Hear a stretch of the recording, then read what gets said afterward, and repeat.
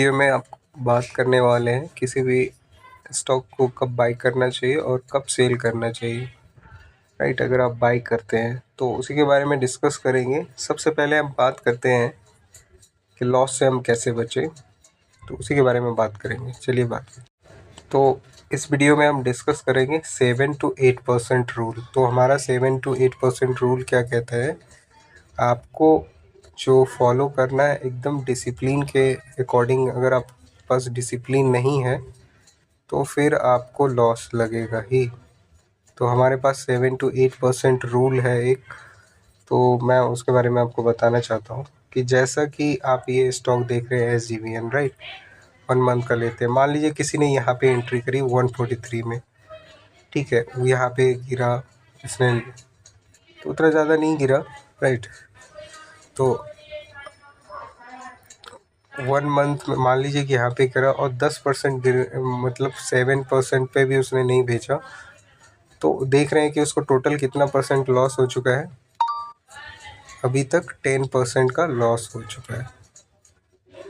तो अगर ये 7% में ये अगर बेच देता तो 3% वो ऑलरेडी प्रॉफिट में रहता, और जितना टाइम यहाँ पे ये देगा इसको बढ़ने में, उतने टाइम में दूसरे स्टॉक्स में आप कमा सकते थे, राइट। एक तो आपका टाइम हॉरिजन भी गया, इसके साथ आप जो न्यू अपॉर्चुनिटी मिलती वो भी आप खो दिया आपने।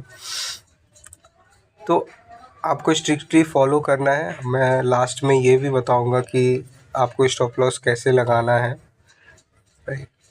तो सबसे पहले वही है कि आपको 7 to 8%, अगर कोई भी आपके बाइंग प्राइस से अगर कोई स्टॉक 7 to 8% नीचे चला गया तो आपको इमीडिएटली सेल कर देना है, राइट। आपको स्टॉक के साथ डेट करना है, ना तो आपको उसके साथ मैरी करना है। यानी कि आपको कोई भी मोह नहीं रखना है कि फ्यूचर में प्राइस बढ़ेगा, इसको मैं होल्ड कर लेता हूँ। इससे क्या होगा, आपका कैपिटल लॉस बढ़ता जाएगा, कैपिटल लॉस बढ़ता जाएगा। और आप हो सकता है कि एवरेज करेंगे और नीचे के प्राइस में आप ख़रीदेंगे, तो हो सकता है कि प्राइस और भी नीचे जाए और आपको दोबारा से लॉस बुक करना पड़ सकता है। तो सिंपल स्ट्रेटजी है, डिसिप्लिन के साथ फॉलो करो, राइट। तो आपका कैपिटल बचा रहेगा। जैसे आप कोई इंश्योरेंस लेते हैं तो आपको अगर कुछ दुर्घटना हो जाती है तो उसके बदले आपको कुछ ना कुछ मिलता है। तो सोच लीजिए आपका ये 7 to 8% एक इंश्योरेंस है।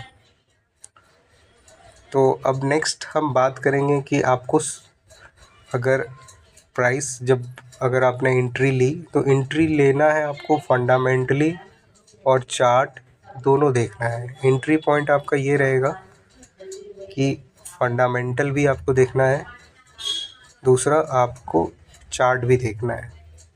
अगर 200 मूविंग एवरेज के ऊपर है या 20 मूविंग एवरेज के ऊपर प्राइस है तो आपको फिर एंट्री लेना है। तो आपको सपोर्ट लेवल पे एंट्री लेना है। अब स्टॉक को बेचना कब है, अब मुझे जब प्रॉफिट हो रहा है तो बेचना कब है, अब उसके बारे में बात करते हैं। तो अब हम दूसरा एग्जांपल लेंगे। चलिए तो अब है क्या, हमने एंट्री ले लिया और फंडामेंटली भी हमने चेक कर लिया और चार्ट भी देख लिया। तो हमेशा आपको इंटर जो करना है वो सपोर्ट लेवल पे करना है, राइट। तो आपको एक डिसिप्लिन रखना है कि अगर 20 से 25% आपने गेन कर लिया है किसी भी स्टॉक में तो आपको इमीडिएटली निकलना है अगर कंसिस्टेंस प्रॉफिट बनाना है। उसके बाद क्या होता है, यहाँ पे प्रॉफिट बुकिंग आएगी ही आएगी। अगर कोई स्टॉक एक वीक में 20 से 25% बढ़ रहा है या 7 दिन में, तो वहाँ पे प्रॉफिट बुकिंग आएगी तो प्राइस दोबारा से नीचे आएगा, तो प्रॉफिट बुकिंग होगी वहाँ पे। अगर लगता है कि स्टॉक में मोमेंटम है, स्टॉक में अगर मोमेंटम है, अगर हमारी प्राइस यहाँ रहेगी, इस जगह मैंने एंट्री लिया, अगर देख रहे हैं मोमेंटम है, कंटिन्यू बढ़ता जा रहा है, तो फिर आप उसमें बने रह सकते हैं। बट फिर आपको अपना जो है GTT ऑर्डर, मैंने बोला था ये बताऊंगा मैं आपको कैसे स्टॉप लॉस लगाना है। इसकी वैलिडिटी 1 ईयर रहती है, 1 ईयर रहती है GTT की। तो ये आप लगा सकते हैं कि जो प्रॉफिट हुआ 25%, अगर मेरा प्रॉफिट 25% हो गया है यहाँ पे, तो अगर लगता है कि आपको मोमेंटम है 25%, तो फिर मेरा जो स्टॉप लॉस हो जाएगा 20% पे मैं GTT लगा जाऊँगा। अगर यहाँ पे गिर रहा है प्राइस, या फिर मैं 15% जो मेरा प्रॉफिट है उस पे लगाऊंगा। अगर लग रहा है अच्छा स्टॉक है तो 15% पे लगाऊंगा। अगर इससे ज़्यादा या फिर इससे ज़्यादा अगर नीचे गिरेगा तो ऑटोमेटिक सेल हो जाएगा। और जो अगर आप GTT ऑर्डर लगाएंगे तो इसकी जो वैलिडिटी रहेगी 1 ईयर की रहेगी।